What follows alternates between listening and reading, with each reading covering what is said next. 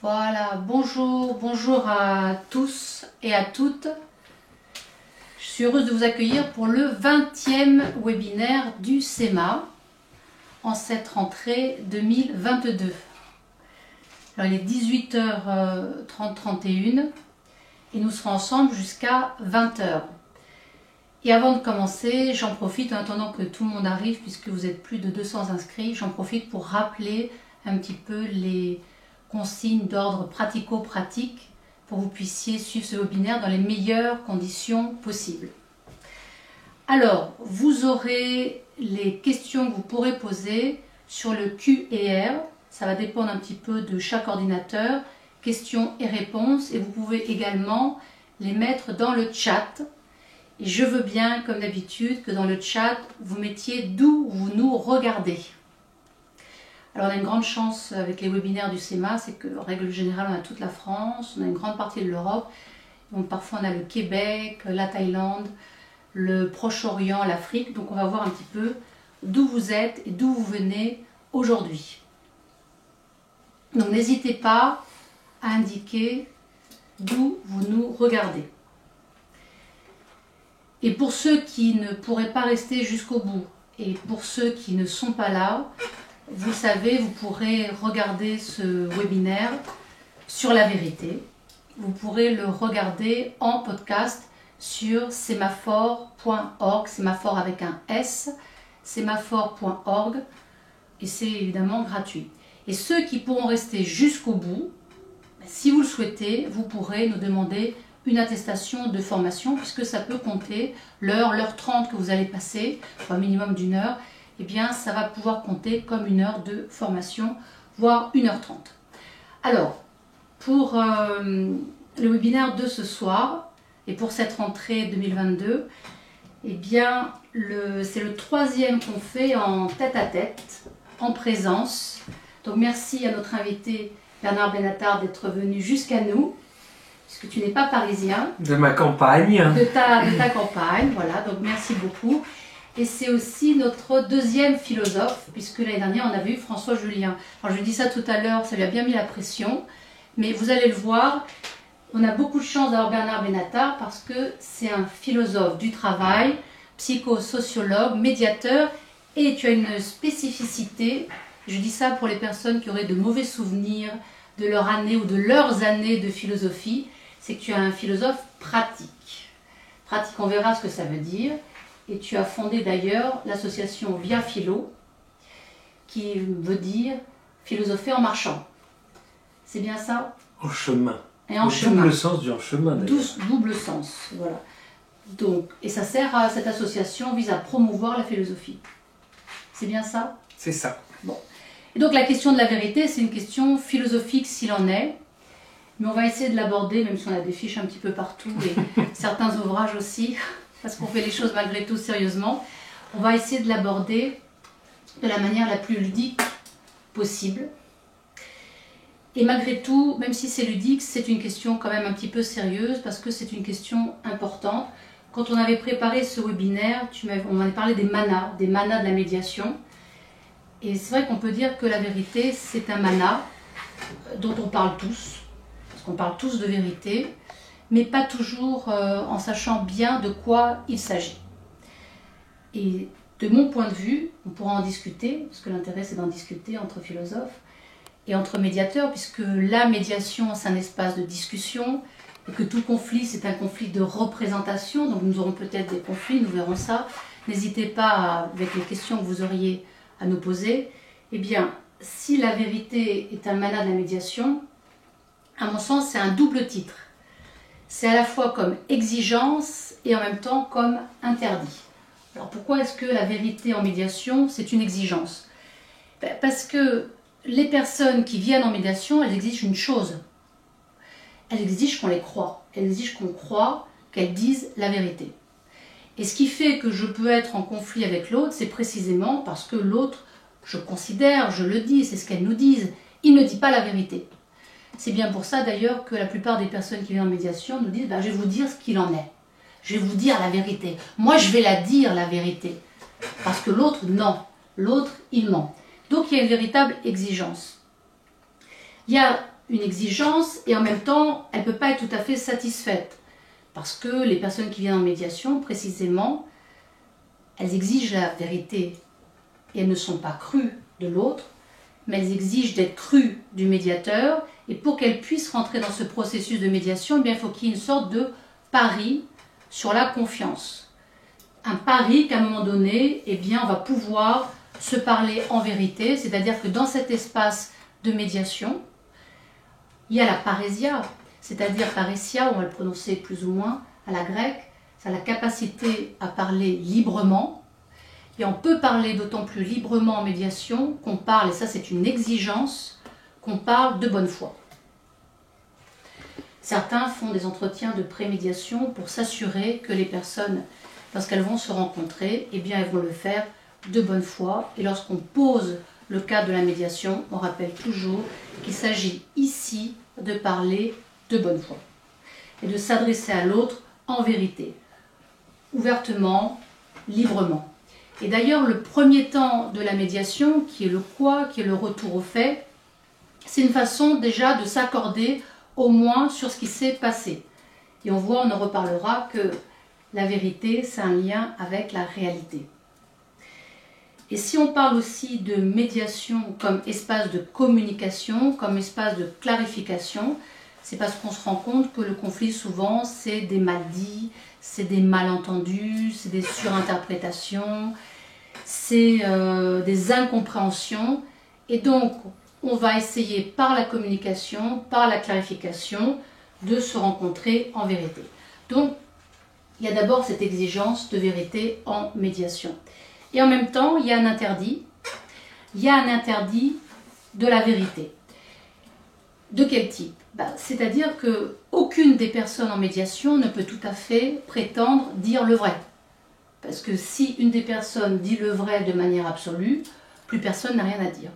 Or, la médiation, c'est un espace de débat, c'est un espace de confrontation des points de vue. Donc, oui, on va exiger la vérité et en même temps, personne ne peut tout à fait prétendre dire la vérité. Si l'un dit la vérité, l'autre n'a plus qu'à s'y soumettre et on n'est plus dans un espace d'ouverture qui va accueillir l'altérité, on est dans un espace dogmatique. Bon. Et en même temps, aucun médiateur ne peut prétendre détenir la vérité, parce que sinon ce serait un expert, et ce qu'il n'est pas, et je dirais même ce qu'il n'est surtout pas. Tous les médiateurs en formation ou avérés savent bien qu'ils ne peuvent pas, à aucun moment, avoir la posture d'expert. Et d'ailleurs, c'est un rappel en lien avec la déontologie. On a une neutralité, on a une impartialité qui nous empêche de prétendre accéder au vrai absolument, de le penser ou de le dire. On est un petit peu dans le scepticisme d'un Pyrrhon, c'est-à-dire dans une forme d'époquée, l'absence de jugement. Lorsqu'on dit qu'il faut éviter les attitudes de porteur, eh bien, on va éviter de juger. Et pourquoi est-ce qu'on évite de juger? Parce que dans le fond, on n'en sait rien de la vérité. Et je m'interdis de prétendre en tant que médiatrice savoir qui dit vrai, qui dit faux, ce qu'il en est en réalité. Ce n'est pas mon affaire. Donc l'interdit de vérité, c'est en lien direct avec la posture de tiers, de neutralité, d'impartialité. Donc c'est une exigence déontologique. Et si le médiateur sort de cette exigence, à minima il est conciliateur, ce qui voit bien ce qu'il faudrait faire, ce qui serait bon, ce qui serait juste, ce qui serait vrai pour les deux. Et à maxima, il est juge parce qu'il va trancher en disant qui a raison, qui a tort. Donc en d'autres termes, la médiation interdit la vérité afin de sortir de la violence des dogmatismes et offrir un espace d'écoute empathique où chacun puisse exprimer librement ce qu'il a vu, ce qu'il a entendu, ce qu'il croit, ce qu'il ressent, ce dont il a besoin, ce qui est important pour lui. Alors dès lors, entre exigence d'un côté de vérité et interdit de vérité, c'est mal. Oui, que doit et que veut le médiateur en matière de vérité? Bernard. Telle est ma question, c'est ça. Maintenant, tu as tout dit, en fait. On peut s'arrêter là. Presque. Moi, c'est un sujet tellement tentaculaire. Parler de la vérité, en plus pour un philosophe, comme c'est un sujet dont on nous a seriné pendant toutes nos études. On se demande même la passion de la vérité ou l'amour de la vérité. Pour le philosophe, c'est presque un pléonasme. Enfin, un philosophe, forcément, ça va vers la vérité, ça court après. Alors, il y a quand même toi, tu dis qu'il y a deux branches, hein, il y avait deux branches, l'exigence et l'interdit, au sein même de l'espace de médiation. Et au sein même de l'espace philosophique, il y a aussi deux branches, en fait, peut-être du commun d'ailleurs, c'est pas que l'espace philosophique. Hein. Ah oui, je voulais quand même faire une petite parenthèse, c'est que c'est très étrange pour moi de m'adresser à des gens que je ne vois pas. Oui. Alors ça, c'est vraiment très très étrange. Je n'ai pas fait encore d'exercice de radio, et ça doit être ça tous les jours pour les gens qui font de la radio. Moi, c'est pas mon cas, d'autant que c'est incroyable ce que quand même la présence, la vue d'un visage peut déclencher chez moi, à la fois comme responsabilité, comme exigence, et surtout comme désir. Et là, heureusement que je vous ai. Puisqu'Hélène est derrière la caméra. Donc ça, il fallait que je fasse cette parenthèse parce que c'est quand même étrange et peut-être ça va rester étrange jusqu'au bout. Ou alors, je vais me dire que finalement, tous ces spectateurs, ce qui s'appelle des spectateurs, tous ces spectateurs, on ne va pas s'en occuper trop. Voilà, on ne va pas s'en occuper. Enfin, mais donc, je disais, finalement, dans une espèce d'une rigueur, il faut que je regarde l'objectif, une rigueur je sais pas, de précision du langage à propos du mot vérité, parce que le mot vérité, il s'emploie souvent à propos de l'exactitude. 2 plus 2 font 4, c'est vrai. Non, en fait, c'est pas vrai, c'est juste, ou c'est exact. Enfin, on utilise quand même ce mot à propos, finalement, d'une connaissance avérée, ou d'une connaissance vérifiable, en fait. Donc, oui, tu t'es trompé. Tu t'es trompé. Même si tu n'as pas voulu me tromper, peut-être tu t'es trompé. C'est-à-dire, tu as mal raisonné, ou tu t'es pas assuré de tes sources. Enfin, tu vois, la vérité, elle a une dimension épistémologique. C'est-à-dire, elle nous parle de l'accès à la connaissance vraie, à l'accès à la connaissance exacte ou juste. Alors, vous voyez, les mots sont un peu dans des voisinages parfois un peu flous. Et puis, évidemment, il y a un versant moral de la vérité. C'est-à-dire, est-ce que tu me dis la vérité? Est-ce que tu n'es pas en train de me mentir? Alors toi, tu as parlé de bonne foi, non? C'est ça, hein? Tu parlais de bonne foi. Alors, est-ce que tu n'es pas de mauvaise foi? C'est-à-dire, finalement, tu travestis ce que tu sais et ce que tu penses en vue d'obtenir un résultat, d'être bien vu, ou je sais pas, ou de servir un intérêt particulier. Donc ça, c'est le versant moral qui s'oppose d'ailleurs au mensonge, hein. J'ai tout de suite un exemple. Je me dis, en EHPAD, quand les soignants s'adressent en EHPAD, c'est les maisons de retraite médicalisées, pour ceux qui ne savent pas. Quand les soignants s'adressent à des personnes qui ont la maladie d'Alzheimer, et qu'ils rencontrent quelqu'un qui dit je vais aller voir ma mère, qui est morte depuis 50 ans, enfin, certains se disent oui, d'accord. Et on leur reproche parfois de ne pas dire la vérité. Et ils disent non, ça c'est pas du mensonge. Ou alors c'est des tout petits mensonges. Ou alors c'est une petite fiction qui aide la personne à vivre. C'est qu'il peut avoir un usage vertueux du mensonge. Donc c'est là-dedans qu'on pourrait aussi s'engouffrer. Enfin, on dirait, mais finalement, dans un espace de médiation, est-ce qu'on fait la place d'emblée, finalement, au faux semblant, au masque, au mensonge, peut-être vraiment à un travestissement de la vérité qui a probablement sa fonction, c'est-à-dire qui a probablement sa vérité intérieure ou interne. Si j'arrive en médiation et que je prétends que, je sais pas, il me doit de l'argent, ou je prétends qu'il a été méprisant à mon égard, ou je prétends... Alors peut-être que je me suis convaincu moi-même de cette contre-vérité ou de ce manque de justesse à son propos, mais peut-être que je ne me suis pas convaincu, peut-être que c'est juste de la mauvaise foi, et ça on ne le saura pas vraiment. Et toi tu disais, à l'instant, le médiateur, lui, ne prétend pas qu'il va détecter, qu'il va faire le procès. Il va chercher quelles sont les contradictions, quelles sont les contre-vérités, quelle est la mauvaise foi. Il ne va pas s'en occuper. Qui a tort, qui a raison, qui dit il ne vrai, va pas s'en occuper. Je me demande si tu as raison de dire ça. Est-ce qu'il ne va pas s'en occuper? C'est-à-dire, est-ce qu'on peut faire l'économie de son propre amour de la vérité, quel que soit le sujet? Ah, bien sûr qu'il y a des sujets, on s'en moque. Bien sûr que, je sais pas, il y a des sujets qui nous paraissent tellement bénins qu'après tout, que les médias cherchent par eux-mêmes et que tu les pousses à chercher, hein, ça peut-être c'est une affaire intéressante. Mais il y a d'autres sujets, par exemple notamment en médiation familiale, quand il s'agit des enfants et que les médias racontent des choses sur les enfants qui nous paraissent horribles, je ne suis pas sûr qu'on reste si indifférent. Parce que c'est vrai qu'il y a une vérité du médiateur. Il y a une vérité du médiateur, c'est sa neutralité. Il y a une vérité du médiateur, c'est son impartialité. Il y a une vérité du médiateur, c'est son indépendance. Il y a une vérité du médiateur, qu'est-ce que j'ai encore oublié? Qu'est-ce que j'ai oublié? C'est déjà bien. Indépendance, neutralité, impartialité et la compétence. Il y a une vérité du médiateur, c'est que tout cela restera entre nous et restera confidentiel. Ça, ce sont des manas, c'est-à-dire ça, ce sont de telles vérités, de telles évidences pour tous, que finalement elles font partie des impensables de la médiation. Donc, ce que tu veux dire, c'est qu'un vrai médiateur, c'est quelqu'un qui est capable de faire preuve de neutralité, d'impartialité, d'indépendance, et qui pourra respecter la confidentialité. C'est comme ça qu'on distinguerait un vrai médiateur qui a une compétence, qui a un respect de la déontologie, qui s'est fait sortir d'un mauvais médiateur. C'est presque le contraire que j'avais envie de dire. Ah. Presque le contraire. C'est-à-dire celui qui s'arrime tant et tant à cette évidence, à ces évidences-là, comme le constituant et comme constituant son identité, celui qui s'arrime à ces évidences-là, sans jamais aucun doute ou sans texte et les exceptions, celui qui s'arrime à ça, à mon avis, ce serait un mauvais médiateur. Là, j'exagère.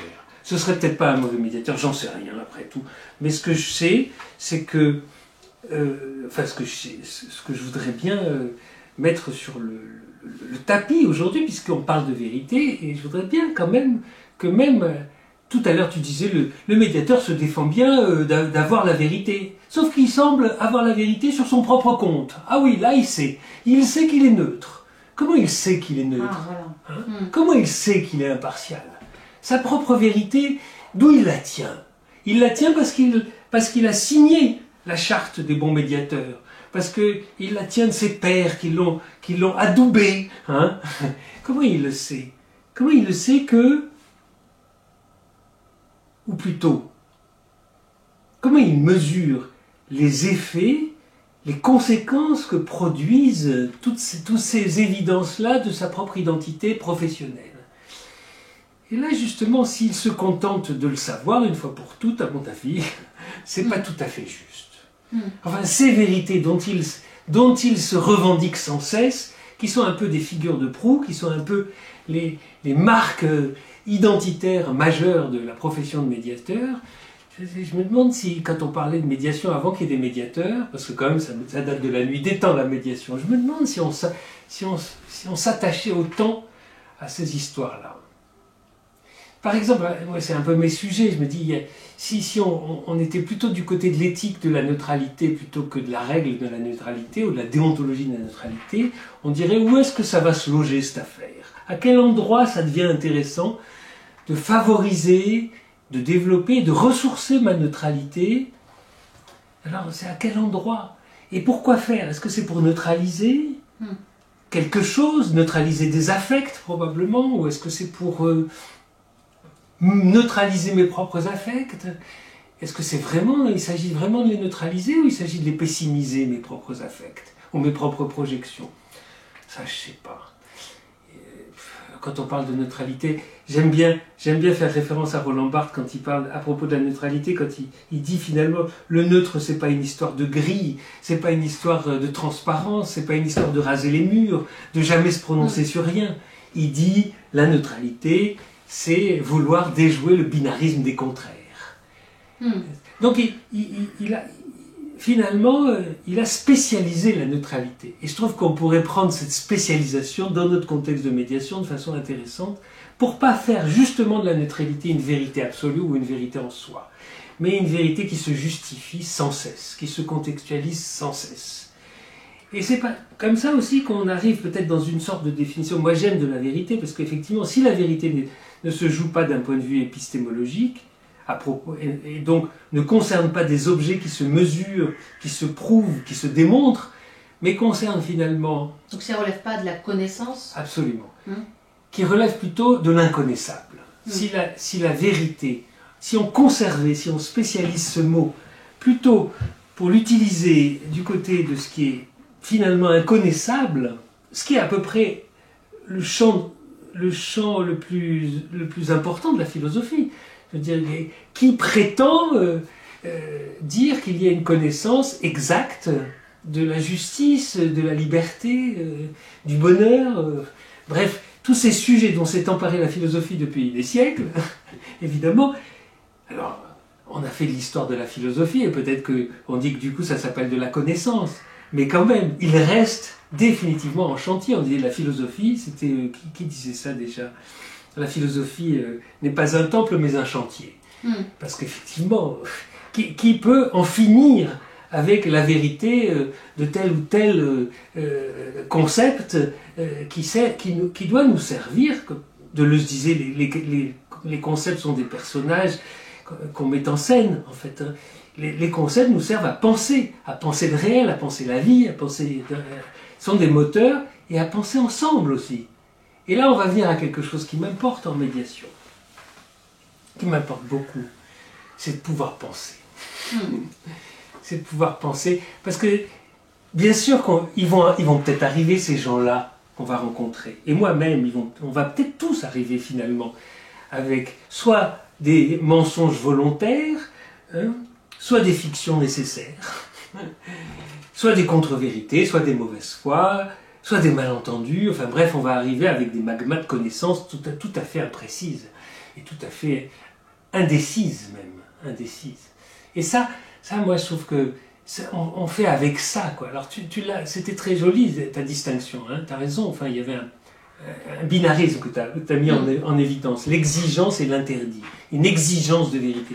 Moi je crois quand même que cette exigence, cette exigence de vérité, cette passion de la vérité, cet amour de la vérité ne nous quitte jamais.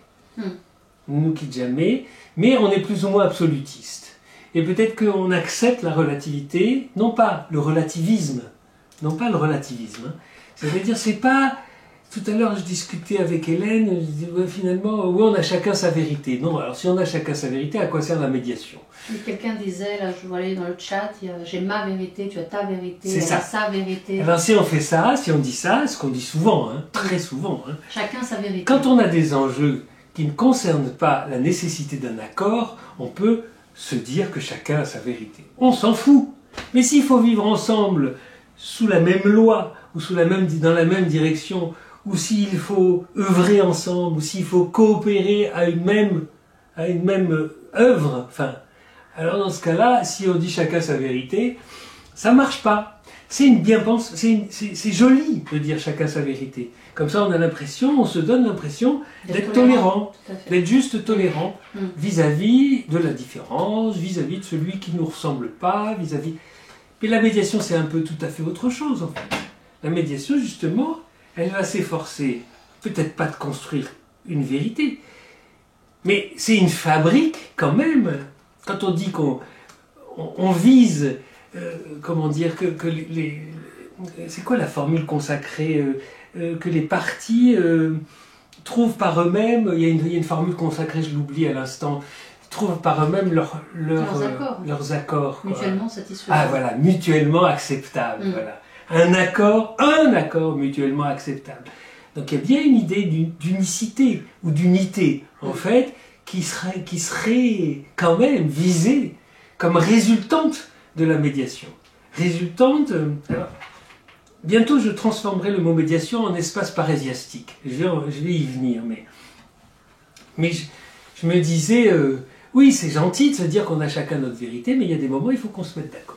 Sinon, on ne peut pas vivre ensemble. Donc il faut créer un nous. Donc il faut créer des vérités communes. Elles sont peut-être provisoires, elles sont peut-être faites de concessions.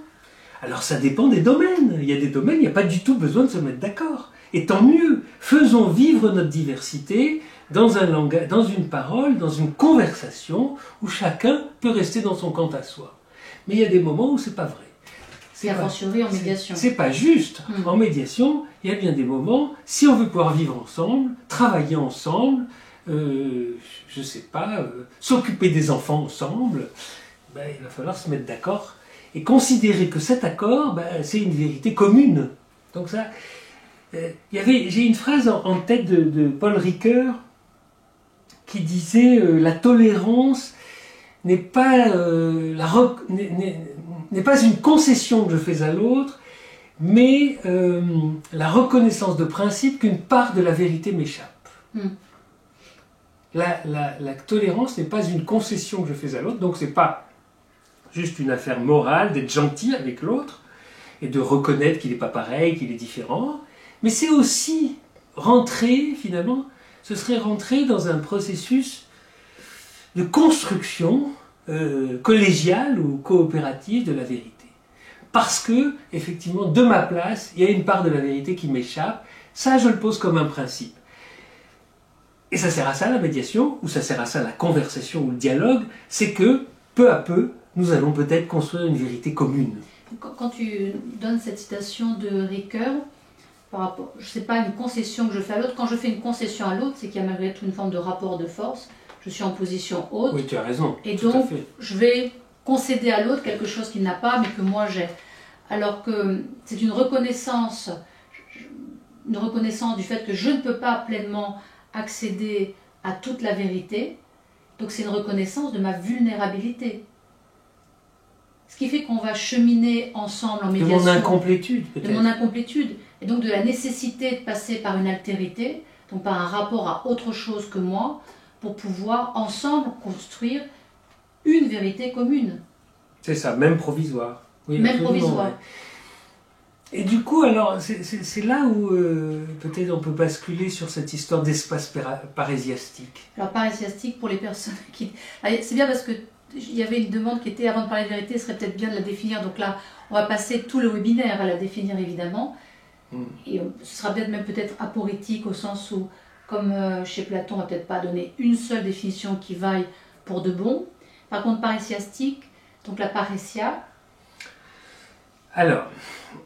Quand on joue, on travaille, on étudie, on réfléchit avec des concepts abstraits, prétendre leur donner une définition, jamais chercher les circonstances, les conditions, c'est une prétention de dictionnaire, mais ça ne peut pas être une prétention philosophique. On ne donnera jamais une définition. Voire même, peut-être qu'il faut mieux se poser des questions contextuelles avant de chercher la définition. Enfin, en tout cas... Bon, je sais que c'est tentant d'avoir la définition, mais j'ai jamais vu que la définition, pour commencer, finalement, nous aide vraiment à penser. Enfin bon.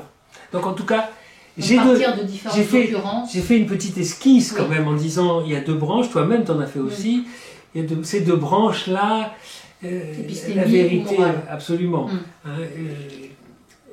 Mais donc d'un point de vue moral ou d'un point de vue de l'inconnaissable, c'est-à-dire tous ces concepts abstraits qui sont très nombreux et sur lesquels on ne peut pas s'arrêter définitivement. Enfin, donc on peut dire que la vérité en matière de justice, par exemple, c'est une recherche de tous les temps. C'est une recherche. Et c'est une recherche qui prend plus ou moins de consistance selon qu'elle est plus ou moins partagée. Plus ou moins développé, plus ou moins, questionné. Donc effectivement, probablement aussi, il faut mettre du doute entre nous, il faut mettre du dire vrai entre nous. C'est la bonne foi dont on parlait. Il faut mettre du dire frais entre nous, probablement pour qu'on s'achemine vers une vérité. Mais en même temps, c'est pas tout à fait juste ce que je dis, puisque je disais d'emblée qu'effectivement, je pense que l'espace de la médiation, c'est d'emblée un espace qui accueille, qui donne l'hospitalité, autant à la plainte qu'au biais cognitif, qu'au biais d'interprétation, qu'aux surinterprétations, qu'aux dramatisations, qui donne l'hospitalité. J'aime bien cette expression, un espace qui donne l'hospitalité. Pour moi, donner l'hospitalité, ça voudrait dire qu'on va repérer, qu'on va circonscrire un propos, un sujet, un objet, qu'on va le circonscrire, qu'on ne va pas le laisser courir partout. Donc donner l'hospitalité, c'est finalement, tout en accueillant, c'est donner de la structure. Donc pour reprendre ce que tu disais au niveau de la distinction, est-ce que ça veut dire qu'on va, en tant que médiateur, ou par rapport à la question de la vérité en médiation, mettre de côté la question de la connaissance, l'aspect épistémique, la rationalité, et aller plutôt du côté de la morale, sur le comportement, sur l'éthique, sur la manière de se comporter? Moi, je m'adresse à une philosophe, je viserais volontiers le troisième terme, parce que tu dis, il y a le côté épistémique, ou le côté vraiment, peut-être même de la vérification des faits, ou des choses, enfin, ou peut-être le repérage des choses qui peuvent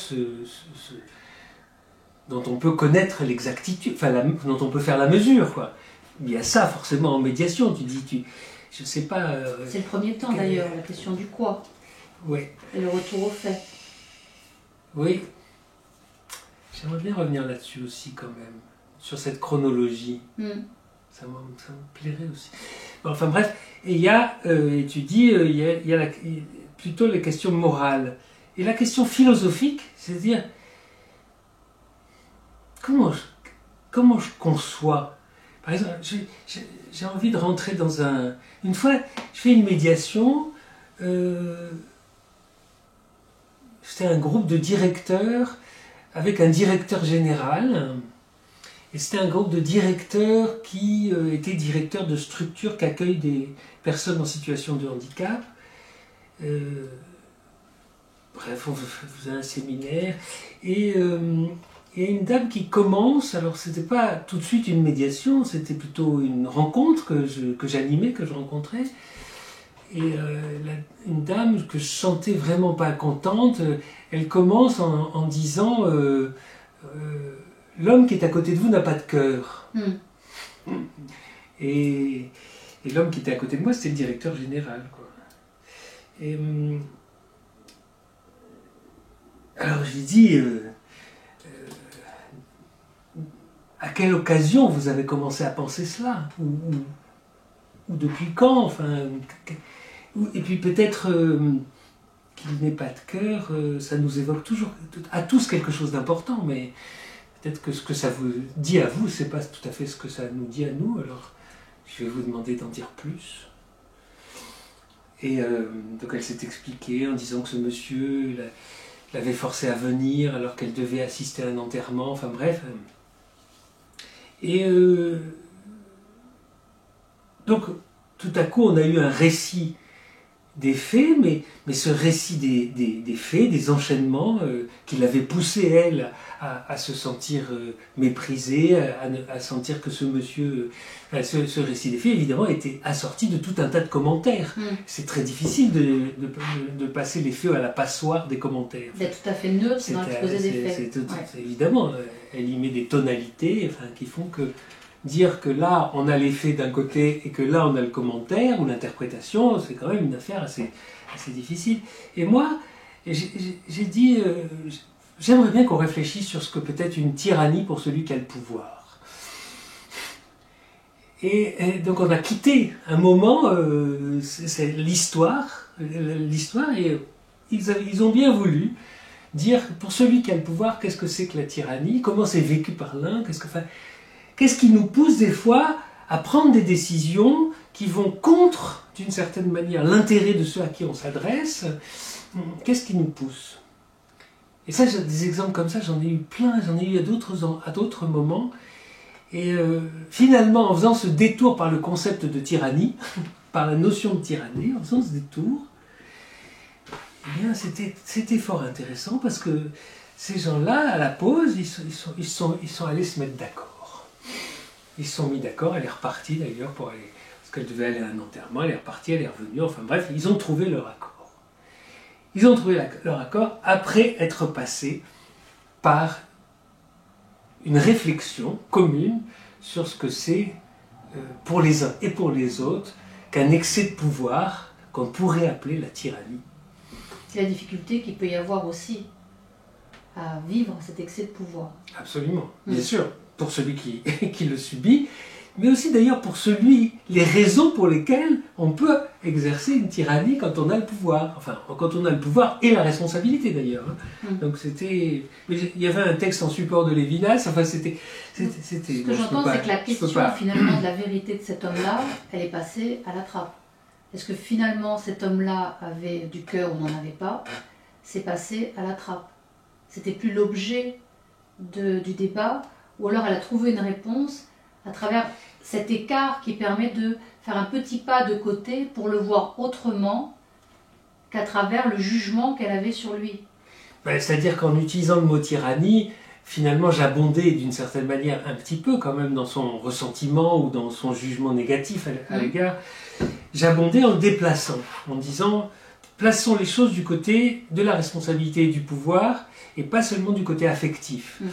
Donc c'était évidemment, j'introduisais un déplacement conceptuel qui, pour nous forcer. Alors c'est là où je pense que j'introduisais une dimension parésiastique, et là je vais peut-être venir sur ce que j'entends par parésiastique. Enfin, c'est peut-être une trahison, ou enfin plutôt une...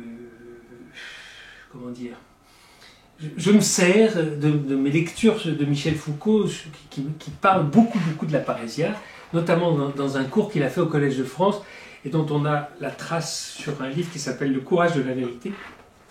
Puis après il y a d'autres commentateurs de la parésia qu'on retrouve donc en Grèce antique, et on dit la parésia,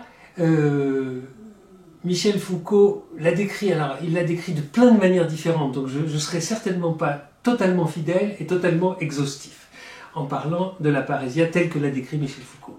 Donc moi, je l'ai prise au profit de la médiation. Bien sûr. Donc j'ai fait un petit détournement, donc ce n'est pas une exégèse, hein, et j'espère que nos auditeurs, nos spectateurs.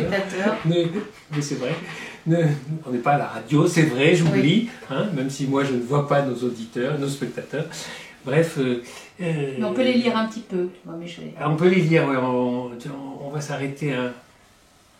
Donc, la parésia telle que je l'ai un peu volée à Michel Foucault et qui m'intéresse, et plutôt même l'espace parésiastique, ce serait un espace et un temps qui faciliterait, qui rendrait possible, plus ou moins, avec des efforts peut-être, avec de l'attention, avec de l'exigence, mais aussi avec de l'art, qui rendrait possible l'égalité de parole.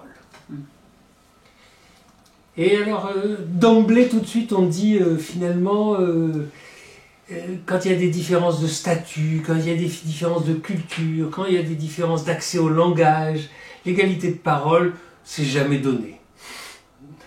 C'est jamais donné.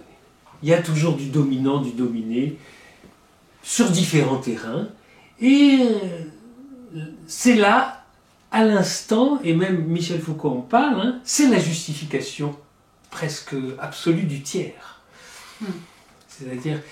Pour rééquilibrer les décalages. Alors, pour rééquilibrer, et d'ailleurs, c'est drôle parce que, je sais pas moi, ça m'est arrivé de penser égalité de parole dans un collectif que j'animais, jusqu'à ce que je me rende compte que j'étais le seul à avoir la langue française en langue maternelle. Et je me disais, comment penser que je donne également la parole à tous, alors qu'ils n'ont pas un égal accès à la langue? Et qu'est-ce que je dois faire? Bon, j'ai trouvé la solution, c'était déjà de ralentir, et de permettre beaucoup d'apartés, pour que la pensée puisse aussi se développer dans des dialogues en plus petits comités. Bon, j'ai cherché, qu'est-ce que ça voulait dire, plus d'égalité de parole. J'ai cherché une fois aussi, là c'était pour le coup, c'était vraiment, j'étais dans un EHPAD, on avait un comité de bientraitance, et la directrice, quand elle a commencé à prendre la parole, alors que les soignants mélangés, multiprofessionnels, enfin donc il y avait vraiment un espace pour moi parésiastique de ce comité de bientraitance, parce que je rappelle pour les personnes qui nous suivent que parésia, donc on pourrait dire que c'est Donc, le parler vrai ou le parler librement. Si on reprend l'étymologie grecque. Oui, et il est constitué d'un certain nombre d'éléments et de conditions. De conditions, mais qui se cultivent sans cesse, qui ne sont pas des règles qu'on pourrait observer comme ça à la lettre facilement, pourvu qu'on en ait la volonté. Non, ça se cherche. Ça se cherche. Et c'est ça que j'aime beaucoup, en fait, dans cette histoire. Donc, un espace parésiastique serait un espace qui favoriserait le parler vrai, presque qui favoriserait la possibilité de tout se dire, tel qu'on le pense, tel qu'on le croit, tel qu'on le sait. Tout se dire, y compris nos fictions peut-être. Mais ensuite, petit à petit, ce serait un processus. Et qui passerait quand même, une des conditions de cette possibilité-là de tout se dire, des choses, et de parler vrai, ce serait de l'égalité de parole. Que j'ai pas besoin de jouer ma partition et mon personnage, et de tenir une posture, que je n'en ai pas besoin. Je puisse me défaire de mon masque. Absolument. Donc je fais référence là, à une situation où j'étais dans un EHPAD et on faisait un comité de bientraitance, bref, les soignants donc, avaient beaucoup travaillé une journée entière sur un certain nombre de propositions qu'ils pouvaient faire pour améliorer les choses et les conditions de vie des résidents. Et arrive la directrice à qui ils veulent rendre compte de toutes ces trouvailles, assez optimistes, assez enthousiastes, et à chaque proposition qu'ils font, elle oppose un non, assez sec, assez peu empathique des constructions et des trouvailles. Elle oppose un non. Alors à ce moment-là, je dis on va aller marcher. Et on va marcher, et là cette marche pour moi était parésiastique. Parce que dans le dialogue à deux, parce que pour aller marcher et parler, il faut rester à deux et pas en groupe, ce dialogue à deux a permis par exemple à cette directrice de marcher avec une ASH. ASH, c'est la personne qui s'occupe du ménage, l'agent de service hospitalier, s'occupe du ménage, donc on peut dire qu'elle a le statut hiérarchique le plus bas de la pyramide professionnelle. Et bref, elles ont marché côte à côte et elles se sont parlé de ce dont on venait de parler. Et puis on est arrivé dans un petit café, on s'est retrouvés autour d'une petite table dans une arrière-salle de café, le hasard. Hein. Et en plus on était très serrés les uns à côté des autres et en plus le cafetier nous a apporté un gâteau. Je trouve que c'est important de mettre du corps et du sucré. Et à ce moment-là, la directrice a pris la parole et elle a dit « Je vais vous dire pourquoi je dis non à tout. » Et là, bas les masques. Donc je dis, à l'espace parésiastique, peut-être que c'était d'abord cette réunion que nous faisions où chacun tenait son rôle, ça a été ensuite cette marche par deux, et ça a été enfin cette rencontre, cette réunion en grande promiscuité dans un café. Ce que tu nous dis, c'est que pour cheminer en vérité, c'est aussi ça que demande l'espace de médiation, eh bien il faut cheminer concrètement. Parfois, il faut pouvoir changer d'espace. Absolument. Il faut pouvoir aller marcher ensemble. Déjà ça, c'est faire médiation. En fait, oui. C'est-à-dire faire médiation, donc du coup, faire médiation, pour qui est égalité de parole? C'est là où je mêlerai cette histoire de parésia et de parésiaste. Alors le médiateur serait un parésiaste. Non, on ne va pas le dire, c'est trop complexe. De faire médiation, pour qui est égalité de parole? Et puis il y a une deuxième condition dont parle Michel Foucault, et dans la parésia que je trouve très très pertinente par rapport à la médiation, c'est, comment dire, développer le courage de la contradiction. Et alors, moi d'emblée je me suis dit, je sais pas, on n'est plus à l'époque où on fabriquait des soldats valeureux et courageux. Enfin, le courage, ça n'existe pas chez l'individu comme ça, ex nihilo, ou simplement comme résultat de son éducation. Je dis le courage, moi ça m'intéresse, en tout cas dans le monde du travail c'est évident, peut-être dans la famille c'est encore plus évident d'ailleurs, ça existe dans le contexte d'encouragement. C'est-à-dire, finalement, on a du courage aussi parce qu'on est encouragé.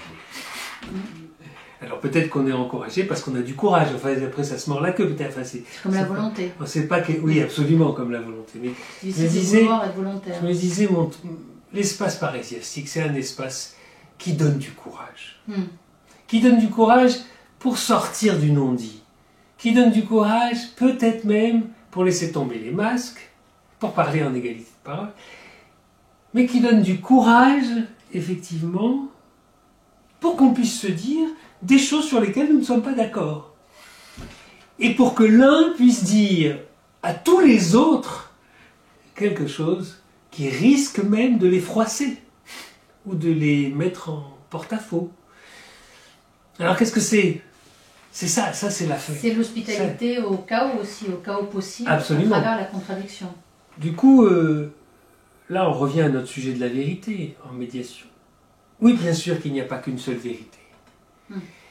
Oui, mais aussi, oui, bien sûr qu'on chercherait à ce qu'il y en ait quand même une qui advienne au bout d'un moment pour arriver à agir ensemble, vivre ensemble, tout simplement. Donc, tout ce laps de temps entre le désaccord, les vérités contradictoires, parce qu'il y a quand même des vérités qui se heurtent l'une l'autre, qui ne vont pas ensemble. Je veux dire, je sais pas, quand on dit... qu'est-ce qu'on pourrait dire comme vérité qui ne vont pas ensemble? Il m'a dit qu'il ne voulait pas être avec toi. Et non, la vérité, c'est qu'il m'a dit qu'il voulait être avec moi. Absolument. Donc c'est binaire, c'est contradictoire. C'est binaire, c'est voilà. Ça. Et c'est pour ça que quand Roland Barthes dit que la neutralité, c'est déjouer le binarisme des contraires, je trouve qu'il donne à la neutralité un vrai contexte d'effectuation pour la médiation. Et donc, cette directrice, quand elle disait non, il faisait une proposition, malheureusement je ne me souviens plus lesquelles, mais il faisait une proposition et la directrice disait non. Donc leur vérité était opposée. Donc on était dans ce binarisme, c'est qu'à l'heure actuelle, c'est un vrai sujet le binarisme. Elles ne pouvaient pas entendre ce qu'il y avait de vrai dans leur demande, ou dans leur proposition, ou dans leur vision des choses. Alors ce qu'il y a vrai, donc le vrai là se traduit par ce qu'il y avait de réaliste, ou de réalisable. Ou d'efficace. Ce qu'il y avait de réalisable maintenant, ou dans quelque temps. Elle ne voulait pas entendre qu'il fallait peut-être, qu'elle ait du courage, de la contradiction vis-à-vis de sa tutelle. Et eux ne voulaient pas entendre, peut-être, ou en tout cas ne pouvaient pas entendre, que si elle disait non, c'est qu'elle disait non au nom de ses tutelles, et au nom de ses responsabilités de direction et de gestionnaire notamment. Et donc il fallait donc c'était pas forcément sa vérité à elle. Absolument. Ça, moi je dirais que finalement c'est quand même très fréquent qu'on s'adresse à des peuplades plutôt qu'à des individus. Chacun est porteur des vérités aussi en fonction des influences et même des engagements. D'ailleurs c'est marrant parce que je pense qu'il y a dans le mot vérité l'idée d'engagement, foncièrement. L'idée d'engagement. Et donc chacun a des engagements ailleurs qu'avec la personne avec qui il est en conflit. Évidemment, donc, déconstruire sa propre vérité, c'est aussi risquer la déloyauté vis-à-vis de ses engagements ailleurs, avec des gens qui ne peuvent pas répondre. Ce qui veut dire, pour revenir au tout début, tu parlais du médiateur qui ne va pas forcément interroger sa propre vérité en tant que médiateur. Les personnes, peut-être, pour qu'elles puissent rencontrer l'autre dans sa vérité, il faut aussi qu'elles puissent interroger elles-mêmes leur incapacité à dire vrai ou à parler en leur nom propre, et donc qu'elles puissent aussi déconstruire, ce qui fait qu'elles pensent dire vrai, mais en réalité elles ne font que répéter des choses qu'elles ont entendues sans les interroger. C'est-à-dire que la vérité, en fait, c'est pas quelque chose qui va s'imposer de manière dogmatique, mais c'est quelque chose qui implique une forme de courage, de capacité à aller au-delà de ce qui semble évident. Et donc de l'interroger. Il y a l'ironienne ou le cynisme, je ne sais pas comment on pourrait dire de Nietzsche, mais enfin en tout cas il n'est pas tendre des fois. Il dit, je le cite, un esprit libre veut des raisons, un esprit asservi veut des croyances. Je crois que nous sommes tous des esprits libres et des esprits asservis. Qu'est-ce qui se présente en médiation, notamment quand on est en conflit, quand on est bouleversé par le ressentiment, par l'esprit de vengeance, par l'esprit d'injustice, etc., ben, évidemment, ce qui se présente, c'est pas forcément un esprit libre. Donc, pour moi, l'espace parésiastique, c'est ce qui va œuvrer pour le développement des esprits libres. Pour qu'il y ait un accès à l'esprit libre. Voire même, enfin moi je dirais même plus, hein, si on arrive par exemple à rendre possible le courage de la contradiction, l'égalité de parole, je dirais même plus que d'accéder pour chacun à l'esprit libre de l'autre, plutôt qu'à ses croyances, plutôt qu'à seulement ses croyances ou ses convictions, accéder à son intelligence donc c'est-à-dire se rendre compte que l'autre n'est pas qu'un empêcheur de tourner en rond, n'est pas qu'un bloc de conviction impénétrable, mais aussi une source de valeur. Pour moi, c'est ça l'enjeu de la médiation. Qu'on se rende compte que l'autre est source de valeur, et qu'effectivement, il va peut-être me faire changer d'avis. Même si, d'emblée, j'en ai pas très envie. Alors, toute cette métamorphose, ou toute cette transformation, finalement, des croyances, des convictions des uns et des autres, un peu étanches les unes aux autres, finalement en vérité commune, tout ça c'est un processus un peu qui peut être assez lent, mais qui sera empli de tout un tas d'ingrédients qu'on est en train d'expliciter, c'est ça notre propos. Ce cheminement en vérité vers la vérité, vers une vérité commune. Vers une vérité commune, ça implique donc, si je récapitule, de pouvoir interroger sa propre vérité, qu'est-ce qui fonde ma croyance, me rendre compte que peut-être j'ai beaucoup de croyances plus limitantes qu'autre chose pour prétendre dire le vrai, et pouvoir aussi reconnaître chez l'autre le fait que sa vérité aussi, elle a un sens et qu'elle peut m'enrichir. Quand tu parlais de valeur, ça peut avoir une valeur pour moi. C'est tout l'intérêt de l'altérité, c'est-à-dire me confronter par la contradiction. Quand j'arrive à avoir un accès à sa vérité, ou à un peu plus de vérité, enfin, ou un peu plus, peut-être même, c'est-à-dire justement quand je n'ai pas affaire qu'à la bêtise de l'autre. Or, effectivement, quand on est en conflit, j'ai l'impression qu'on a surtout affaire à la bêtise de l'autre. Donc la bêtise de l'autre à travers un refus posé catégoriquement Absolument. comme un non. Là, je ne vais pas donner... Son côté œillère, quoi. Ça, je ne donne pas mes raisons. Dans l'exemple que tu donnais de cette directrice, c'est que quand elle disait non, elle ne donnait pas ses raisons. Absolument. Et donc, elle ne donnait pas les moyens à l'autre, d'une part, de comprendre les bonnes raisons qu'elle avait de dire non, et ne se donnait pas les moyens aussi de pouvoir comprendre les bonnes raisons qu'avaient les autres de demander autre chose. Absolument. Donc, il y aurait une exigence qui serait de donner mes raisons. C'est ça. C'est donner ses raisons pour que l'autre puisse répondre, pour que l'autre puisse les saisir, ses raisons. C'est-à-dire, c'est pas seulement... on n'est pas seulement dans une intention d'intelligibilité, hein. On est aussi dans une intention d'accès. Est-ce que j'ai accès à ton univers? L'intercompréhension. Absolument. Moi, je dirais pas seulement de compréhension. Bien sûr qu'il y a une histoire de compréhension. Mais quand même, tu m'ouvres la porte de ton propre univers de responsabilité, notamment. Là, on est vraiment à l'écoute empathique. Et du coup, je te considère, et là encore, on est encore en histoire d'égalité de parole, je te considère apte à rentrer, ce qui est quand même dans le monde du travail, est très peu, enfin, ou mal pratiqué, quand même.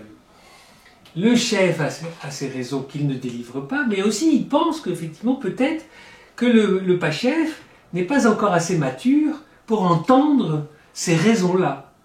Donc c'est aussi une histoire, finalement, quand même d'égalité de parole. Entre parenthèses, je voulais dire que s'il y a égalité de parole, toutes les paroles ne se valent pas. Ça me paraît très important de dire ça. Y compris les paroles d'une même personne, hein, comme on le dit des auteurs, il y a des auteurs qui sont brillants et qui pourtant disent des conneries, enfin, ou disent des bêtises, ou disent des choses impensées. Hein. Edgar Morin, il disait ça, je m'intéresse à des choses très importantes, j'ai fait beaucoup de livres, etc. Mais quand même, je peux me mettre dans une colère quand je me suis fait cuire un œuf à la coque et qu'il est dur. Une colère totalement disproportionnée. Donc bien sûr qu'on est fait de ça, on est fait de cette multiplicité-là. Hein. Et là, en médiation, dans quelle mesure on laisse la place à cette multiplicité-là, c'est ça qui m'intéresse. Et c'est ça. Toute la complexité de la complexité. Alors pas trop de place à certains moments. C'est pour ça que moi, on est tout le temps en train de mesurer, quoi. Mais donc, et dans l'espace parésiastique, ah oui, je voulais raconter encore une histoire. Parce que je me souviens, là j'avais fait une médiation dans un musée où il y avait 12 gardiennes. Et un gardien-chef, un homme, et 12 femmes. Et dans les 12, d'ailleurs, il y avait la femme du gardien-chef. Et ils vivaient tous dans une maison sur 3 étages. Enfin, ils travaillaient tous dans une maison à 3 étages. Et chaque matin, avant que les visiteurs n'arrivent, il fallait qu'ils fassent le ménage. Enfin, elle devait faire le ménage. Et quand j'ai commencé, donc il y avait beaucoup de tensions, beaucoup de difficultés.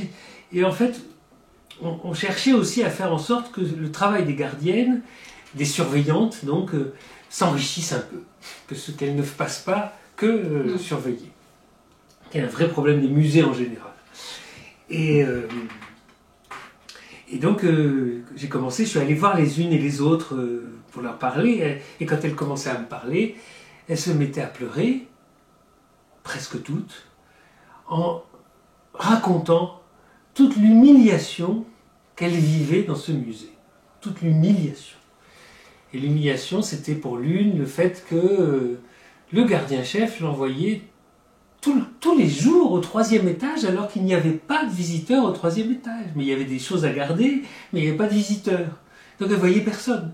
Et quand arrivait le mercredi et qu'il y avait des activités au 3e étage animées par les conférencières ou l'animatrice, eh bien elle n'avait pas le droit de mettre son grain de sel. Alors qu'elle connaissait beaucoup de choses. Mais non, la division du travail faisait qu'elle n'avait pas le droit de mettre son grain de sel. Et ça, elle le vivait comme une humiliation, d'année en année, profonde. Et puis, il y en avait une autre qui disait, quand je compte la recette de mes cartes postales, il passe dans mon dos, et à ce moment-là, je fais une faute. Et il me dit toujours, heureusement que je suis passé par là. Bref. Et donc, il y avait plein d'exemples comme ça, de ces gardiennes qui se sentaient sous la domination du gardien et d'un homme aussi, je pense que ça se mêlait un peu, et en plus sous la surveillance de la femme du gardien. Donc étaient convaincus qu'elles étaient véritablement dominées, qu'ils étaient véritablement dominateurs. Absolument. Je les réunis tous, je leur donne un bout de papier, je leur dis, je crois que là, on est dans un... Il n'y a pas d'avant, il n'y a pas d'après, enfin, on est dans un instant, dans un moment, un kairos, un moment où il faut que peut-être vous disiez qu'est-ce que je veux dire que je ne pourrais pas dire à un autre moment. Donc je les ai invités, encouragés à un dire vrai, peut-être même à un dire frais. C'est pas tout à fait la même chose. Emmanuel Lévinas, il fait la différence entre le dit et le dire. Et le dire, qu'est-ce que c'est le dire ? C'est des fois ce qui se dit seulement en face d'un visage. C'est pour ça que ça me fait bizarre de parler à des gens que je ne vois pas, mais ce qui se dit seulement en face d'un visage. C'est pas en face ou avec, je ne sais pas si on dit en face. La face, c'est marrant. Bref.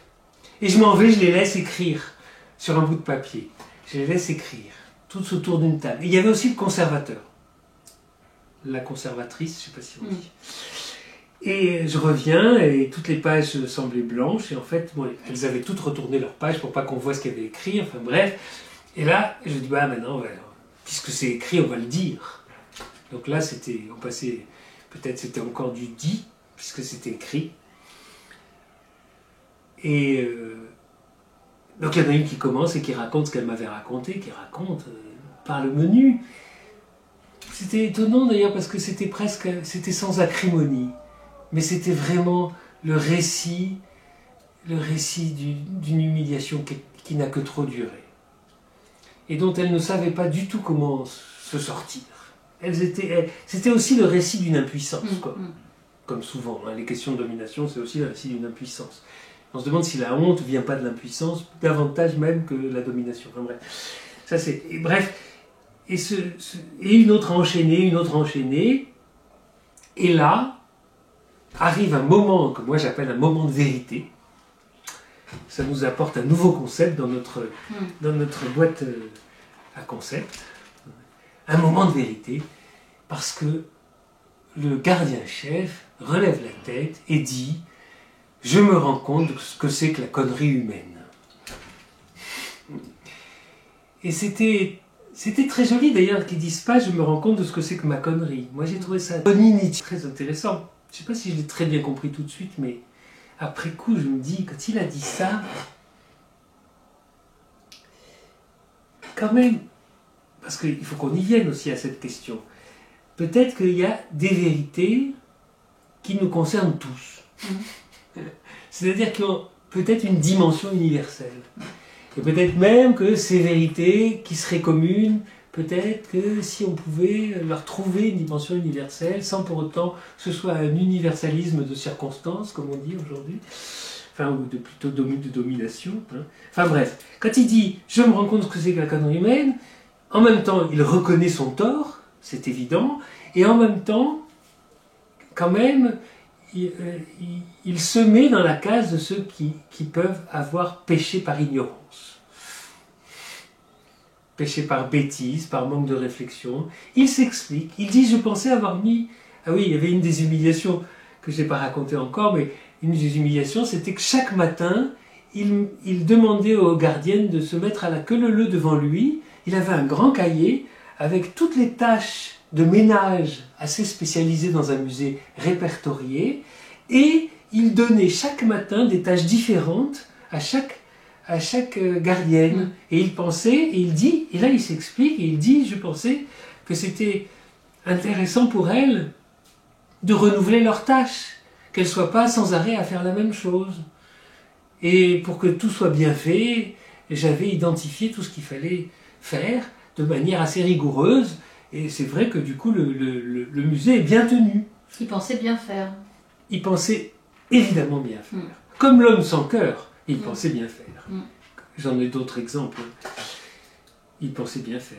En tout cas, sa vérité à lui, c'est exactement sa vérité qui faisait oppression. Domination pour les gardiennes. Donc quand il s'est expliqué, et quand il a dit ça, s'en est suivi, là pour le coup, on n'était plus dans le dit, on a été dans le dire.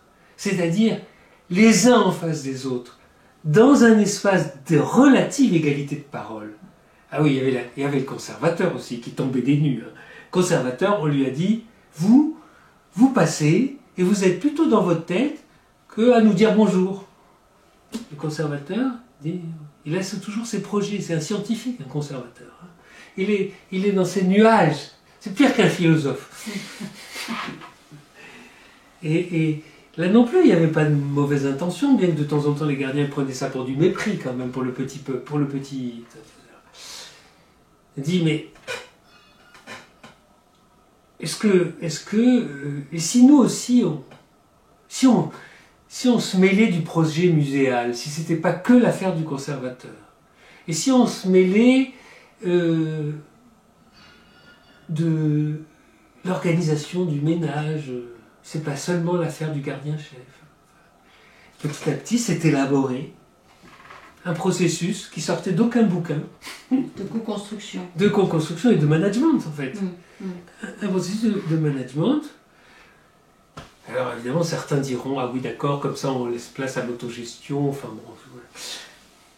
Moi, je dis au contraire, dans cet espace parasiastique, où, enfin, il y a pu y avoir un peu d'égalité de parole, où, enfin, il y a eu le courage de la contradiction, où, enfin, aussi, quand même, je rajoute une dimension.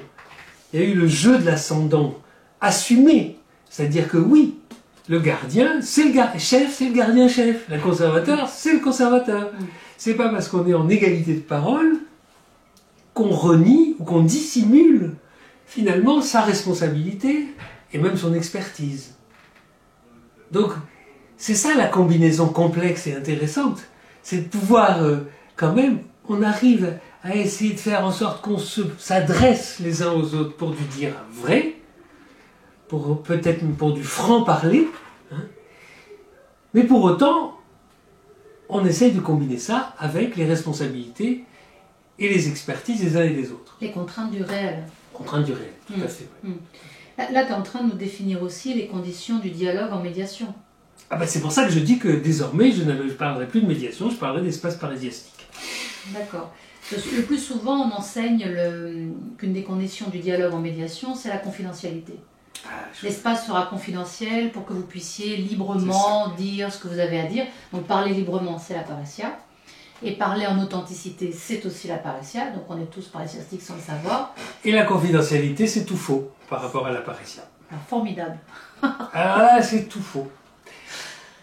Alors, enfin, là, c'est dit dans plein d'endroits, je l'ai lu, et puis même, je l'ai même expérimenté moi-même, d'ailleurs, je dois le dire. Je sais que je pourrais être excommunié pour avoir transgressé ce principe un peu très mana, enfin, et en tout cas tautologique, de la confidentialité. Et là, malheureusement, je ne pourrais pas te dire que ça va rester confidentiel, ce que tu vas nous dire. Non.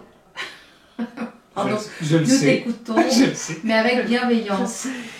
Évidemment, est-ce que la médiation, elle est plutôt du côté du confessionnal ou du côté de l'agora? En disant qu'on pose a priori, en toute cause, en toute circonstance, en tout propos, en toute conséquence, en toute responsabilité, qu'on pose la confidentialité, c'est-à-dire d'une certaine manière le huis clos, pour moi, on met en place une contradiction phénoménale. Je le disais il y a longtemps, avec moins de véhémence, mais plus ça va, plus je le dis avec véhémence, en disant, je ne veux pas dire que tout ce qu'on va se dire va être publié sur Facebook, etc. Évidemment pas. Qu'on ait besoin de s'accorder, ça ce serait... Parce qu'il faut trouver, toujours en médiation, c'est quand même une bonne tactique, de trouver, par exemple, on dit on ouvre la fenêtre, on ferme la fenêtre, on s'accorde là-dessus. On veut un peu plus de chauffage, un peu moins de chauffage, on s'accorde là-dessus. On va rester, on va faire une pause, on s'accorde là-dessus. Plus on trouve de lieux d'accord, de micro-accords, plus finalement on crée un cercle vertueux de l'accord. Bon, ça, c'est un peu tactique. S'accorder sur ce qui doit rester confidentiel me paraît tout aussi juste. Sur quoi? Qu'est-ce qui nous intéresse? Allons-y, arrêtons-nous à un moment sur un propos et revenons sur le propos. Ah, ça oui, ça c'est intéressant. Il y a quelque chose là qu'on ne doit pas dire. À qui? À qui ça ne doit pas être dit? Et qui ne doit pas dire? Et comment pourrions-nous nous engager à ne pas le dire? Comment pourrions-nous nous faire confiance? Tout ça, si c'est considéré comme un prédicat incontestable, je ne vois pas comment ça marche. Je ne vois pas.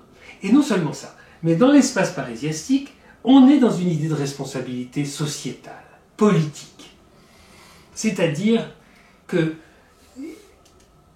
si nous trouvons des vérités, elles doivent avoir une portée bien plus grande que notre petit nombril ou que notre petit cercle. On doit pouvoir être fiers de nos vérités. Alors évidemment, il y a des tas de choses sur lesquelles on n'est pas fier, bien sûr. Et ça peut-être qu'on se dira que ça, c'était là où on en était au début. Mais moi j'ai l'impression que vraiment faire de la confidentialité, comment on pourrait appeler un impératif catégorique. Une espèce d'impératif catégorique, oui. Je ne sais pas si Kant aurait parlé de la confidentialité. Tout ce qui est universalisable, c'est ça l'impératif catégorique. Comment penser que la confidentialité, qui nous réenferme, parce que s'il y a bien un facteur conflictogène, je ne sais pas si ça se dit, enfin bref, ce qui suscite du conflit, c'est bien le huis clos, bon sang de bonsoir. C'est bien les violences conjugales, c'est dans le huis clos, c'est quand plus personne ne traverse le couple ou la famille. Quand des médiateurs se retrouvent qu'ensemble et qu'ils n'ont personne pour les regarder, ils s'engueulent. Enfin, l'entre-soi, on a beau être très intelligent, formé à la médiation, l'entre-soi et le huis clos suscitent du conflit, voire même suscitent de la guerre. Derrière la question de la confidentialité, et donc le fait de ne pas en rester au mana de la médiation, confidentialité, neutralité, impartialité, donc de pouvoir les interroger. Moi, ce que j'entends, c'est aussi derrière la question de la vérité. Donc on a vu la connaissance, la morale, la parésia. Ce que j'entends, c'est la question du sens. Quel sens ça a à maintenir ou pas la confidentialité? Donc, pour qu'il y ait un espace de médiation qui soit pas ecclésiastique, d'en parler librement, il y a liberté. Donc, est-ce qu'on peut avoir la liberté de définir d'autres règles? Est-ce que ça fait sens pour nous si nous décidons de faire autrement? Est-ce qu'on a un cadre de référence commun? Est-ce qu'on est en train de construire la vérité? Ce serait un sens commun. Ça fait sens pour nous, ça a de la valeur pour nous. On est évidemment, je pense qu'on est un peu piégé par le souci de corporation, le souci d'être adoubé par ses pairs, le souci de, voire même, enfin, en médiation, pour m'être intéressé à la médiation depuis fort longtemps, je me rappelle au tout début vraiment de l'introduction de la médiation familiale qui venait du Canada, du Québec, enfin bref, je faisais partie de l'association. Et le temps qu'on passait à vouloir créer la charte des médiateurs, le temps qu'on a passé, et ça a duré 20 ans, les chartes de médiateurs. Mais c'est quoi toute cette énergie? Pourquoi? Pour exclure ceux qui ne feraient pas les choses bien, comme si d'ailleurs ça allait les gêner de ne pas faire les choses bien, de ne pas adhérer à la charte. C'est quoi un vrai médiateur? C'est quoi cette énergie qu'on passe à faire fabriquer des règles en oubliant totalement de les corréler à des valeurs, de les corréler. Enfin, pour moi, faire vérité, effectivement, contrairement justement, enfin, je sais pas, faire vérité, c'est quand même aussi raviver nos humanités. C'est raviver nos humanités. Et ça, et on ne peut pas raviver les humanités des médiés si on ne ravive pas les humanités des médiateurs, quoi. Enfin, les médiateurs, si on les enferme dans des moules à gaufres, les médiateurs, ils ont... Non, c'est vrai, depuis on a professionnalisé la médiation, mais... C'est comme si... Est-ce que du coup, on a créé tellement d'impensables et tellement de technicité, enfin, je trouve que c'est... Je dis ça, c'est trop général, hein, j'exagère. Mais un peu quand même. Quand tu dis faire vérité, c'est raviver nos humanités, donc pas simplement les personnes en médiation, les protagonistes, mais également l'humanité du médiateur. Il y a souvent un débat sur la neutralité, où certains peuvent considérer que c'est la neutralisation de la subjectivité. Donc du coup, la neutralité, ce serait surtout pas raviver l'humanité du médiateur, ce serait nier sa réalité, son humanité, oui, et donc sa propre vérité. Oui. Donc là, ce que tu dis, c'est au contraire, même la neutralité assumée, ça impliquerait de pouvoir être véritablement qui je suis en tant que médiateur. Oui, parce que j'ai l'impression que refouler cette subjectivité, la rabattre, ou la nier même, j'ai l'impression que là c'est un peu illusoire, quoi. Et du coup on fait que semblant, quoi. Alors c'est peut-être une fiction nécessaire. Je voulais parler aussi de ça à propos de la vérité, c'est que bien sûr que vivre ensemble ça suppose des fictions nécessaires. Par exemple, nul n'est censé ignorer la loi, c'est une fiction nécessaire. Et c'est pourtant pas du tout la vérité. Il y a quand même 99% de la population qui ignore la loi, enfin, il y a plein de lois. Donc, mais pourtant, c'est pas inutile qu'il y ait marqué ça. Nul n'est censé ignorer la loi, parce qu'on peut le rappeler au bon moment. Mais enfin bref. Donc, je veux dire,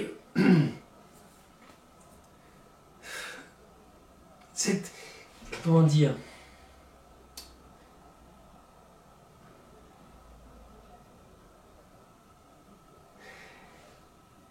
c'est pour ça que je disais, si on utilisait le mot neutralité à propos de qu'est-ce qu'on veut neutraliser, et à quel moment, et pourquoi donc, j'ai l'impression qu'on en ferait moins un impératif catégorique, mais qu'on en ferait une orientation souhaitable.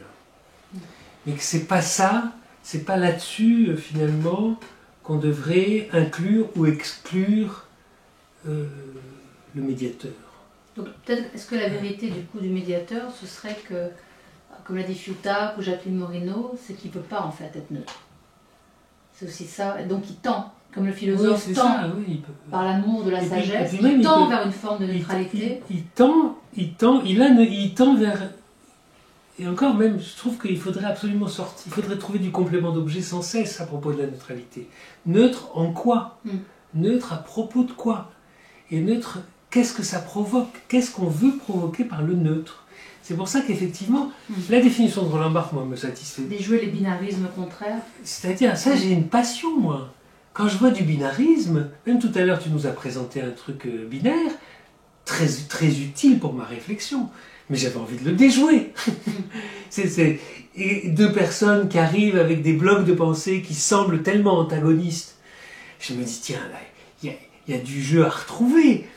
Donc c'est vrai que moi, si la neutralité, c'est de ne pas jouer le jeu, ou refuser de jouer le jeu du binarisme, refuser de jouer du binarisme, noir ou blanc, bien et mal, juste, injuste, vrai, faux, si je veux refuser de jouer ce jeu-là, de l'abonder en fait par ma propre posture, ah oui, je me dis là je veux bien être neutre. Neutre en ça. Ouais, ça je veux bien, ça m'intéresse. Il me semble que c'est constitutif même du processus de médiation. Ça oui, c'est ce qui la justifie. À ce moment-là, c'est ce qui la justifie. Non pas que le médiateur soit simplement dans sa règle. Non. Donc si on s'interroge sur la vérité du processus de médiation, donc un processus de médiation vrai, ce serait un processus parésiastique dans lequel il y a une égalité de parole, dans lequel il y a un courage de la contradiction, mais pas juste entre les personnes. Le médiateur lui-même peut aussi accepter que les personnes déjouent le cadre qu'il avait posé. Du coup, ça voudrait dire qu'il faut peut-être développer, instrumenter même peut-être, qu'est-ce que c'est qu'encourager. Ça fait penser à empowerment. Ça fait penser à empowerment, c'est quand même un sujet actuel, mais en même temps, des fois c'est très simple, c'est très...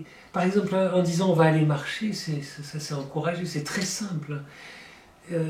Quand je te parle et que tu opines de la tête, tu m'encourages. Si tu bougeais pas la tête, j'arrêterais de parler. C'est pour ça que c'est dur de parler à un écran quand même. Mais donc c'est des fois des petites choses simples.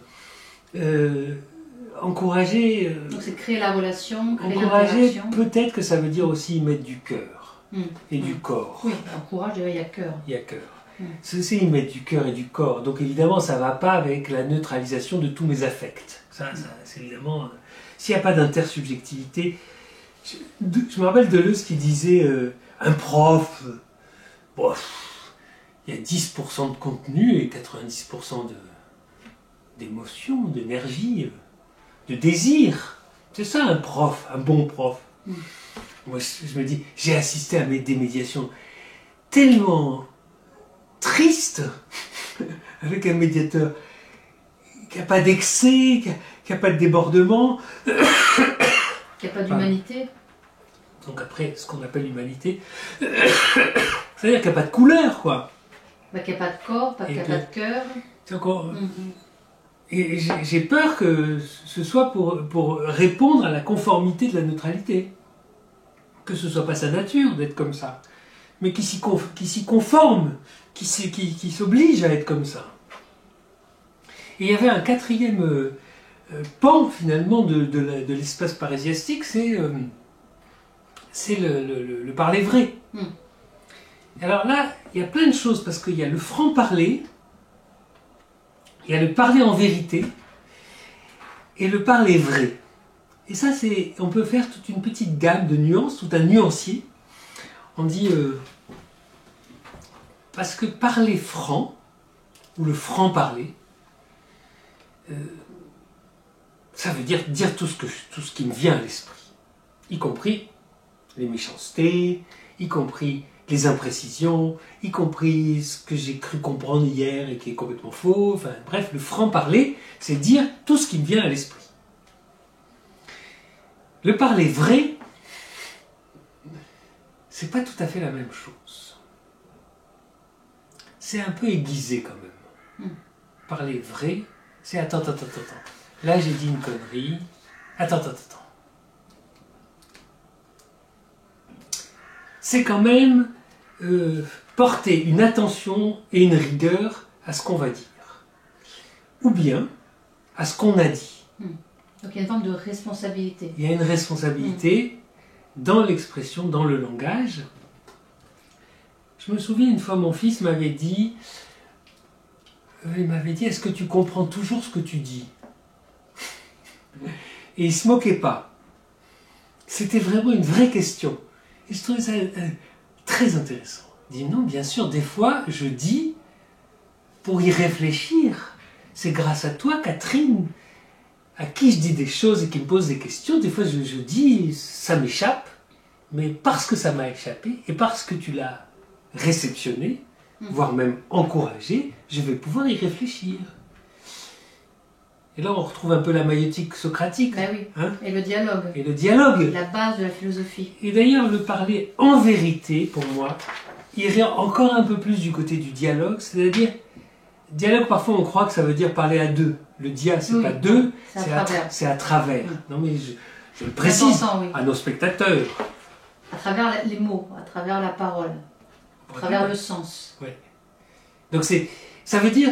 C'est Marcel Conche qui dit ça et qui dit comment je sais que quelqu'un m'écoute?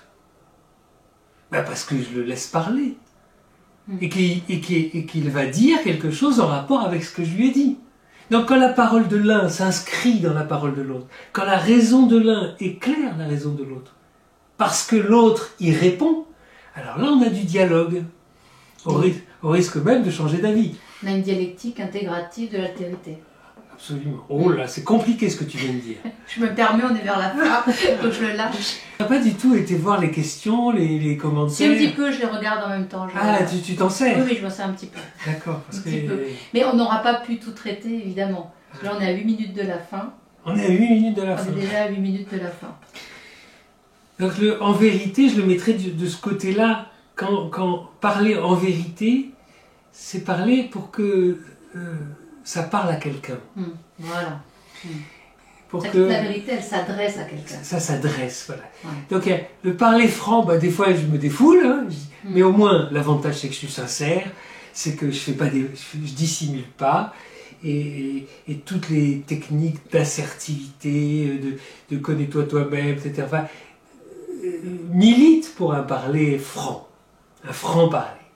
C'est vrai que des fois, tout ce langage, langue de bois, implicite, machin, je t'ai pas dit que je voulais des fleurs, mais quand même, tu devrais comprendre que je voudrais que tu m'offres des fleurs. Enfin bref, toutes ces façons qu'on a de dire des demi-vérités pour que l'autre entende la vérité pleine, c'est vrai que des fois, en tout cas dans un espace parésiastique, on va s'efforcer, même si quand même la vraie vie, c'est pas ça, heureusement, mais dans un espace parésiastique, peut-être qu'il y aura des moments de franc-parler. Les moments de franc-parler, j'aurais tendance, moi, des fois, à les mettre en scène, à les dramatiser. C'est-à-dire, parce que je me dis, dans un espace parésiastique, on peut faire du théâtre.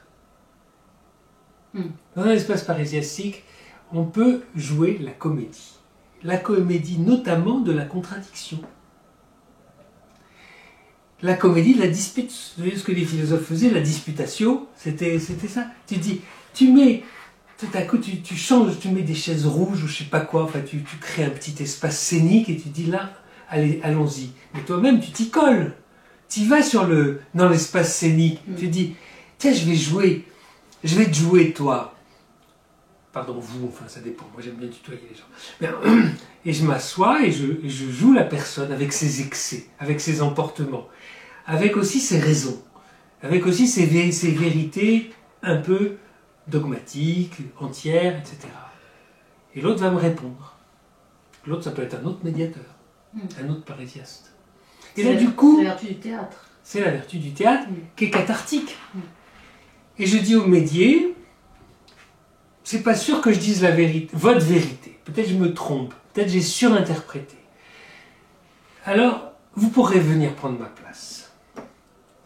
Et ça, pour moi, c'est ce qu'on pourrait intégrer dans un espace parésiastique. Cet outil-là, c'est le théâtre au service de la vérité, dans un espace parésiastique, mais surtout le théâtre, d'une certaine manière, qui rend possible une violence contenue. Sublimé. Ouais. Moi, je dirais plutôt contenu que sublimé parce que si sur scène on crie, si sur scène on insulte, si sur scène on déborde, c'est sur scène. Et c'est un espace sécurisé. Il suffit de taper dans les mains pour que ça s'arrête. Or, quand même, j'avais trouvé le mot grec pour le mot combat, mais je l'ai oublié. Ah oui, c'est ça, merci. Agone. Est-ce que la médiation, l'espace parésiastique, moi je déteste que sans arrêt on pense le débat comme un combat. Mais néanmoins, pour des gens qui sont en conflit, pour des gens qui ont vécu beaucoup de choses désagréables entre elles, enfin bref, peut-être que quand même il faut organiser le combat. La joute, peut-être qu'il faut l'organiser. Alors, par la mise en scène de l'espace. Par la mise en scène, dans cet espace parésiastique, et puis n'importe qui peut prendre le flambeau, peut prendre le relais. Ce que j'entends, c'est que pour que quelque chose se révèle, qu'on dépasse le franc-parler pour aller vers le parler en vérité. Absolument. Et que donc je puisse dire quelque chose de moi que je n'aurais pas dit sinon. Absolument. Donc tu dis ta vérité, à laquelle tu tiens tant, que peut-être même tu caches comme la prunelle de tes yeux. C'est ça ton intimité. Parce qu'en fait, l'espace parésiastique, il nous donne, et c'est en ce sens-là qu'il est du côté du courage de la vérité, il nous donne accès à de l'intimité. S'il n'y avait que de la langue de bois, que de l'implicite, que du jeu de rôle, ce ne serait pas un espace parésiastique. Et il me semble que l'espace de la médiation, c'est un peu ça. On ouvre la voie à l'intimité. Alors, quelle intimité? L'intimité des émotions, l'intimité des sentiments, l'intimité des pensées, des croyances. C'est pas, ne nous concentrons pas que sur les émotions. L'intimité, c'est pas que de l'émotion. Je dis ça pour certains courants de la médiation. Tout à fait.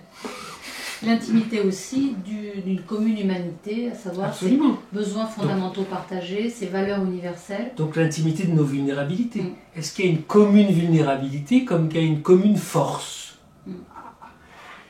L'intimité de nos forces, c'est intéressant aussi.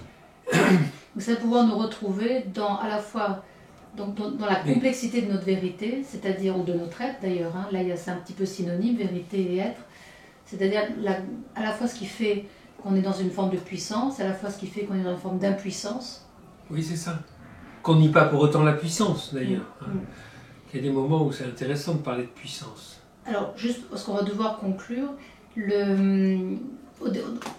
la vérité, la plupart du temps, on l'entend d'un point de vue mathématique, on l'entend d'un point de vue objectif, on l'entend d'un point de vue un petit peu abstrait. D'ailleurs, elle a été, c'est tout le discours de la méthode de Descartes, elle a été fondée philosophiquement par un modèle mathématique. Et là, moi, ce que j'entends et ce que je trouve vraiment très intéressant et même passionnant dans cet entretien que nous avons, et j'espère que c'est partagé, c'est que la vérité en médiation, et c'est pour ça que le médiateur n'est pas expert, elle passe pas par l'objectivisation, elle passe pas par une forme de déshumanisation. Au contraire, c'est la vérité qui s'adresse, tu l'as dit, qui s'adresse à l'autre. Donc c'est une vérité qui est portée par deux êtres humains dans un face-à-face, dans une rencontre, dans un regard. Et donc, c'est comme si l'objectivité mathématique cédait le pas à une forme d'intersubjectivité humaine. Qu'est-ce qu'on va pouvoir partager entre nous? C'est ça qui est vrai. Il m'aimait vraiment, j'ai bien senti qu'il y avait quelque chose entre nous. Alors c'est proche de la notion de réalité, mais c'est-à-dire que j'ai senti qu'il y a quelque chose qui nous avait traversé, et ça c'est indubitable. Dans ce côté vrai, c'est indubitable, je ne peux pas en douter. Et pour pouvoir mettre en place cette intersubjectivité, tu le disais, il faut une forme de parésia, avec cette égalité de parole, et aussi une notion qu'on entend moins souvent, qui est ce courage de la contradiction. Qu'on va chercher à encourager. Et qu'on va chercher à encourager, et donc aussi la capacité qu'aurait le médiateur à interroger sa propre vérité ou ce qu'on lui dit de lui. à travers un diplôme qu'il a pu passer, à travers manière. une déontologie à laquelle il est astreint, à travers certaines règles qu'il peut avoir dans une structure. Parce que là, on est en pleine réflexion sur la profession de médiateur. Oui, c'est ça. Mais du coup, ça crée effectivement une sorte d'adhérence identitaire, enfin, une espèce de crispation identitaire. Et c'est ça dont il faut se méfier, quoi. Ouais. Cette crispation identitaire sur les attributs incontestables et incontournables du médiateur, les bons attributs du bon médiateur. Peut-être qu'il faut en trouver, mais ceux qu'on a trouvés jusqu'à présent, moi je trouve que ils constituent plutôt des empêchements que des vertus. Parce que la vérité, ça reste un chemin. On va devoir conclure. Ça reste un chemin à parcourir. Et ça reste un chemin à parcourir. Et c'est là où on sort du solipsisme cartésien. Et c'est ce que montre l'espace de médiation. Et c'est ce que montrait déjà Platon à travers ses dialogues. C'est que je ne peux pas cheminer en vérité si je ne chemine pas, si je ne marche pas à côté d'un autre, avec un autre. Et si je ne m'adresse pas à l'autre. Qui, par interlocution, va également s'adresser à moi et me reconnaître dans ce dialogue. Ça me donne envie de conclure par une petite phrase à la Lévinas. Si tu veux bien. Bien sûr. Et après, j'ouvrirai sur le prochain webinaire, mais je te laisse conclure avec Lévinas. Évidemment. Mince, mais je ne sais pas où je l'ai mise. Voilà. Attends, je vais la trouver. C'est sûr que je vais la trouver. Ah oui, oui, oui. Placer l'autre avant le même, voilà la mission de déconstruction de la médiation. Placer l'autre avant le même. Bon, merci beaucoup Bernard. Merci pour... Merci à toi Catherine de cette occasion superbe. Bon, je regrette de ne pas pouvoir parler à tous ces gens, mais ça me fait bizarre. Alors, d'imaginer qu'il y a des gens, on a mis la philosophie au cœur de ce webinaire parce que la médiation, c'est un processus comme la philosophie. Et comme dit Jacqueline Moreno, c'est un chemin de connaissance et de vérité. Elle est très platonicienne à sa façon. Donc on peut cheminer comme les philosophes tout en étant médiateur. Il y a peut-être une commune nature entre les deux. En tous les cas, merci à vous tous. On se retrouvera en novembre pour le prochain webinaire qui sera sur la médiation familiale internationale et ce sera le samedi 26 novembre, si je ne m'abuse, avec Daniel Ganancia qui sera notre invité. Il y aura également Gaëtan Escudé et Isabelle Cobébessis qui va animer ce webinaire 26 novembre à 18 h. Donc merci encore Bernard d'être prêté à cet exercice. Merci à vous tous et très bonne continuation. Merci.